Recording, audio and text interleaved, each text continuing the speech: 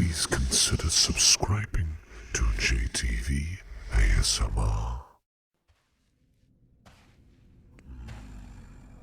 Quiet. Most quiet indeed. You have awakened once again, Dreamweaver. How are you feeling right now?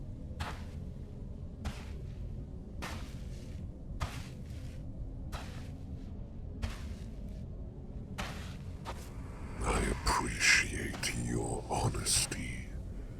Thank you once again for telling me. Well, I decided to appear in your dream when I discovered you were dreaming of being here in the desert. The sun was to beat down on you, drain you of moisture, render you desperate for water.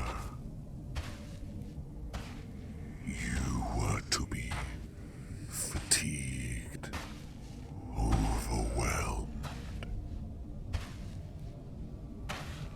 Alas, I did not want that. I felt it was only fair for me to intervene, to erase the sun from the sky, replace the oppressive heat with a much more manageable blanket of darkness under that shining moon and the many stars like gemstones or piercing eyes staring upon you. And, of course, I am here carrying you throughout, so you do not have to overwhelm yourself or push yourself to extremes in another dream.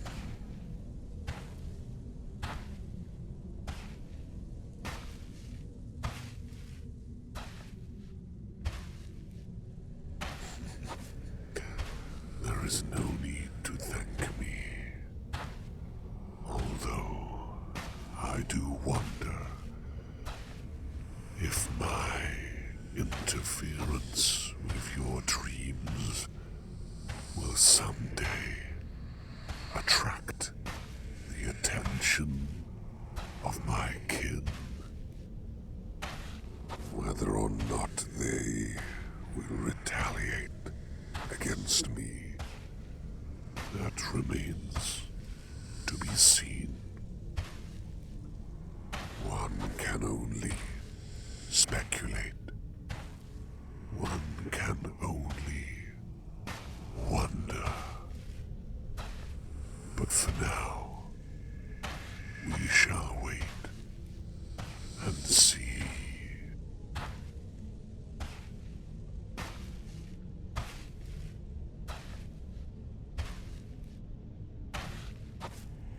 Do you often dream of deserts, dunes, mirages, anything of the sort?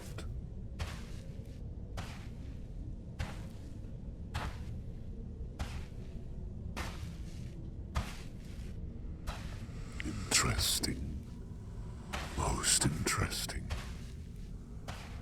I will admit, I have explored but a handful of dreams from from other people traversing the desert and other hot, unbearably hot climates.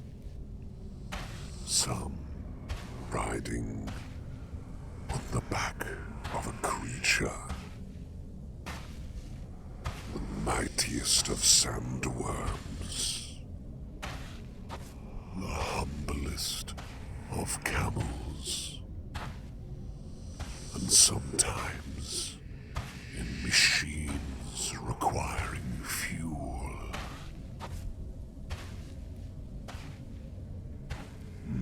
Usually these dreams seem to stretch onwards as they travel great distances before it all goes to black and they either wake up or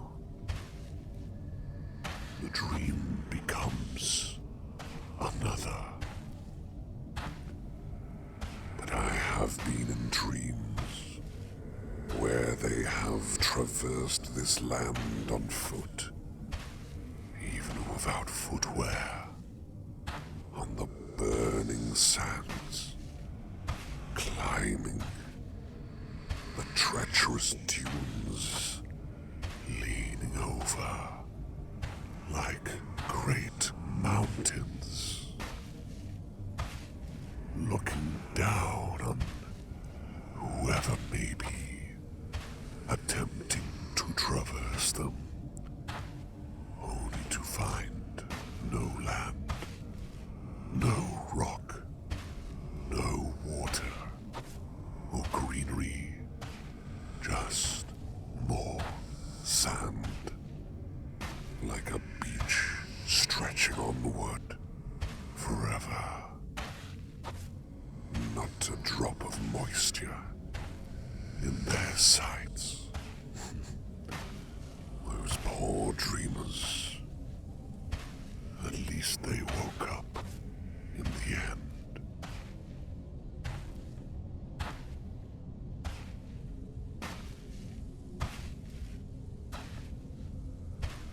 I hope that all has been well since our last encounter. Do you remember what happened in our last encounter?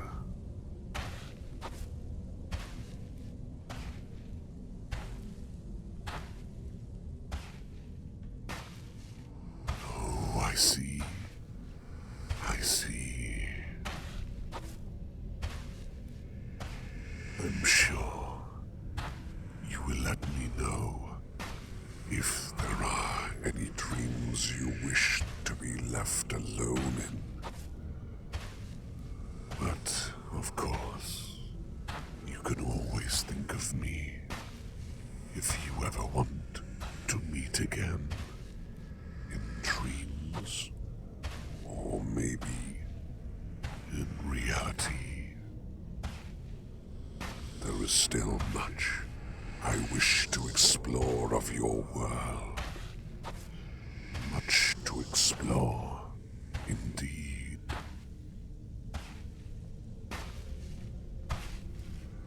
And, well, I will freely admit it would be nice to dine on those vanilla-flavored concoctions that we once shared so long ago.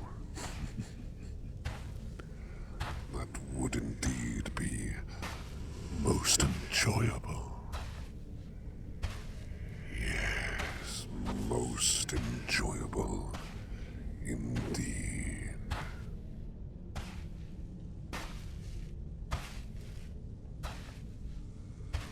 Perhaps someday soon we could continue our time spent socializing together in your world. And I will, of course, don that disguise, let us call it. For me blend in, arousing no suspicions from your kin or mine.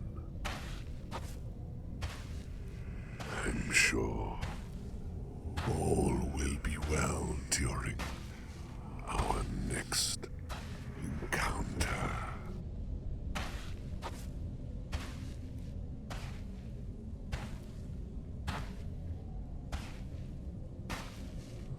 Though, I must ask, have you been meeting with anyone suspicious? Anyone potentially dangerous?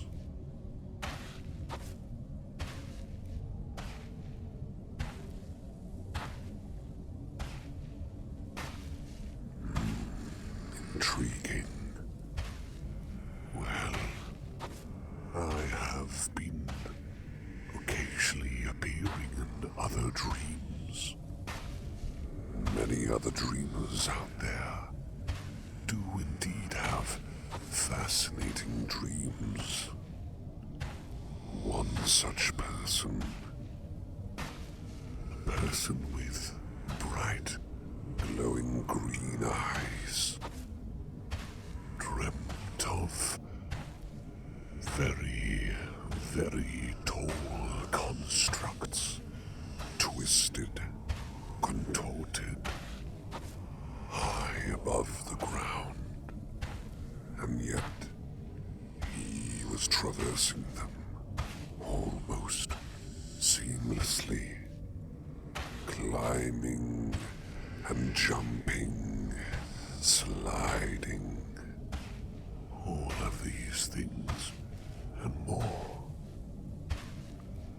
I watched him from afar. I believe he saw me and tried to get away. He seemed frightened, scared, apprehensive, most curious. A very curious-looking fellow compared to other humans like yourself. Would you like to hear another strange figure who I met in a dream?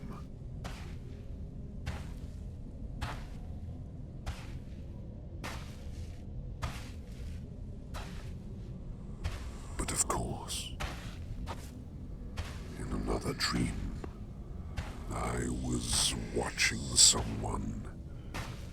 He was sitting in a park with a flock of birds, feeding them breadcrumbs and seeds. His face resembled that of a bird as well, possibly a mask of some kind, something either to hide his face, or maybe something else. I could not tell, but he seemed content. It was a calm autumn setting. He was by a pond, writing on a clipboard in between, feeding the feathered creatures surrounding him, and they all seemed happy, content,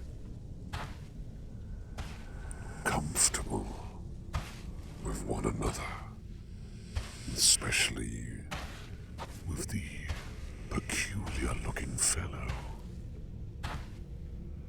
I think he might have seen me. It appeared like there were times when he might have been looking in my direction, among the trees, far away in his dream. Still, a peculiar gentleman, I'm sure you would say. But then there was another, a very, very strange, dare I say, person. He appeared to have an arm made of metal.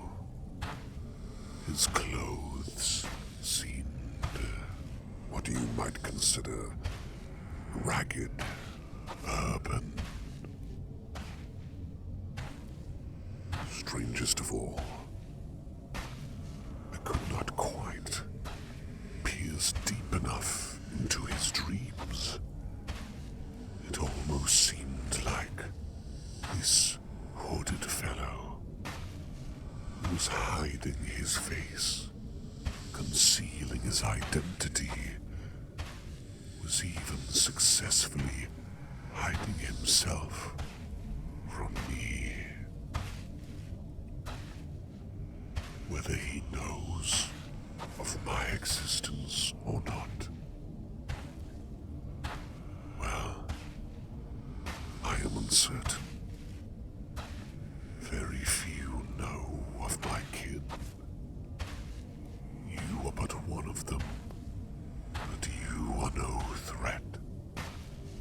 Someone like him, where I am, unable to swim within his subconscious while he rests. It is, quite frankly, alarming. That is why I asked if you have met any suspicious people while you were awake. But I'm sure you will tell me if you do meet anyone strange.